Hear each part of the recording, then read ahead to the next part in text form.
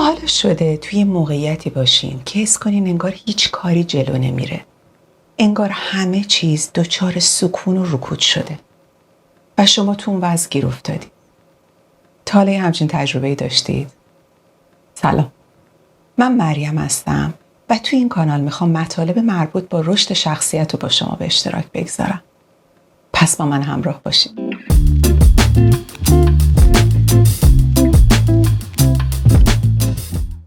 یه کارایی هست که ما ناخواسته انجامشون میدیم، اما با انجام دادن اونا باعث میشیم این حس گیر افتادگی در ما به وجود بیاد.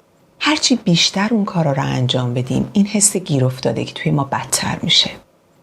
میتونه باعث بشه کلافه بشیم، اعتماد به نفسمون بیاد پایین، حتی گاهی احساس بی‌حسی و بی‌تفاوتی بکنیم. وقتی با یه همچین احساساتی توی خودمون مواجه میشیم، یه چیزی رو باید بدونیم. اینکه این حسا فقط حس نیستن، یک نشانه. یعنی میخوان یه چیز خیلی مهمی رو به ما بگن. و اون چیه؟ این حسا میخوان به ما بگن که ما جلو نمیریم. ما دچار سکون و رکود شدیم. پس اگه الان یه همچین حسی رو دارین یا توی گذشته یه همچین حسی رو تجربه کردین، با من همراه باشید، میخوایم بیشتر در موردش صحبت کنیم. توی این ویدیو میخوام در مورد چند نوع رفتاری که برامون عادت شده و ناخودآگاه انجامش میدیم و باعث میشه این حس گیر افتادگی توی ما تقویت بشه صحبت بکنم. همینطور در مورد یه سری راهکارها حرف بزنم که چه کارهایی میتونیم بکنیم که این عادتها رو بذاریم کنار و از این حالت خلاص بشیم. این حس رکود و سکون از دستش خلاص بشیم. خب بریم ببینیم این عادتهای رفتاری چیا هستن و راه غلبه بر اونا چیه. اولین دلیلی که ممکنه شما حس گیر افتادگی بهتون دست بده اینه که اینفومانیاک هستید. حالا اینفومانیاک چیه؟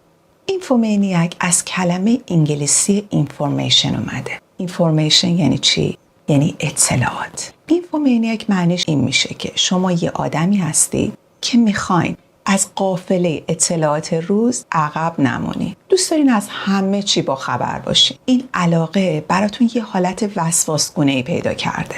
تشخیصش ساده است. چند جور میشه فهمید که آیا شما اینفومانیاک هستید یا نه. مثلا شما یه آدمی هستین که تا یه چیزی به گوشتون میخوره فوری موبایلتون رو برمی‌دارین شروع میکنین گوگل کردن. حالا مهم هم نیست اون چیزی که به گوشتون خورده چیه ها. یه اطلاعات بی اهمیتی، مثل اینکه مثلا فلان هنرپیشه کی به دنیا اومد، مثلا اولین بار رنده رو کی اختراع کرد، یا هزار اطلاعاتی که واقعا بخوایم صادقانه فکر بکنیم به هیچ کار زندگیمون نمیاد. کلی دستورالعمل‌های مختلف، این چجوری کار میکنه، اون چجوری کار میکنه. واقعا توی زندگی روزمرمون و تو کارمون این اطلاعات به دردمون نمیخوره. نه اینکه دونستن اینا بد باشه ها، نه. اتفاقا خیلی خوب آدم دانش گسترده‌ای داشته باشه و خیلی بدونه. اصلا خود منم یه جور آدمیم که خیلی گرایش دارم به این حالت. دوست دارم از همه چیز سر در بیارم و اطلاعاتم زیاد باشه. ولی یه وقتایی این حالت وسواسگونه پیدا میکنه. یعنی خودمون میفهمیم داریم زیاده روی میکنیم. این همه اطلاعات پراکنده و گسترده واقعا به دردمون نمیخوره. این حالت وسواس فقط ما رو آزار میده. میشه یه ترسی توی وجودمون که یه وقت نکنه از اطلاعات روز عقب بمونیم. مثلا مدام داریم صفحه‌های اجتماعیمون رو بالا پایین میکنیم. مدام داریم ایمیلمون رو چک کنیم. میریم خبرهای آنلاین رو چک میکنیم. واقعا وقتی میگم مدام، یعنی این گوشی از دستمون نمیافته. همه جا با خودمون میبریمش. این حس خیلی آشناییه، نه؟ اگه اینطوره، احتمالاً شما دچار حالت اینفومانیا شدید. به آدمی که دچار حالت اینفومانیا شده بهش میگن اینفومانیاک. دیکشنری کالینز اینفومانیاک رو اینطوری تعریف کرده. یعنی کسی که بیش از اندازه و به طرز وسواسگونه‌ای میخواد اطلاعات کسب کنه. میخواد تو جریان اطلاعات جاری روز باشه. حالا البته این اصطلاح فقط یه اسمیه که برای توصیف این حالت گذاشتن. یه تشخیص پزشکی و روانشناسی نیست که مثلا بگیم که من بیماری اینفومانیا دارم. نه، اینطور نیستش. فقط توصیف یه حالتیه که این روزا خیلی آدما دچارش شدن. با این اصطلاح میخواستن این حالت رو توصیف کنن. حس ترسی که نکنه از اطلاعات روز جا بمونم. اینفومنیا اصطلاح نسبتاً تازه‌ایه. یعنی من که چک کردم دیدم سال 2013 توی دیکشنری کالین ثبت شده. اما خوب میشه فهمید چرا این روزا اینقدر کاربرد داره. تو جو این روزا ما اشباع شدیم از اطلاعات مختلف از همه طرف، از رسانه‌های مختلف. واقعا یه جور نیاز دیوانه‌واری توی ما به وجود اومده که اطلاعات بگیریم. نخواهیم مدام توی معرض این اطلاعات هستیم.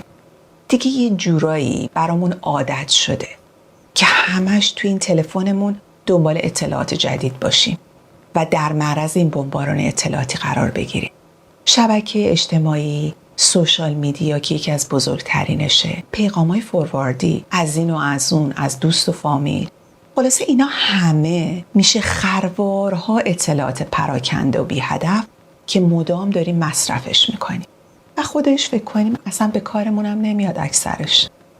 یعنی فکر میکنیم که اینا رو بگیریم، جمع کنیم، جالب ذخیرش کنیم روی موبایل، روی کامپیوتر، شاید یه روزی به کارمون بیاد، ولی واقعا نگاه بکنیم میبینیم که اصلا نگاهشون هم نکردیم مدت هاست. گاهی خودمون شروع میکنیم اینو برای افراد مختلف فرستادم، مثلا توی گروه‌های فامیلی، برای دوستامون. این بمباران اطلاعاتی ادامه داره. یادمه یه برنامه تو تلویزیون دیدم به اسم هوردرز. حالا هوردرز چی بود؟ این برنامه در مورد یه آدمایی بود که معتاد بودن وسیله جمع کنن دور خودشون.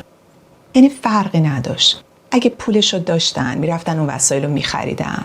اگه نداشتن این وسایل رو از کنار خیابون از این ور اون ور جمع میکردن. اینا رو میبردن تو خونهشون جمع میکردن دور خودشون.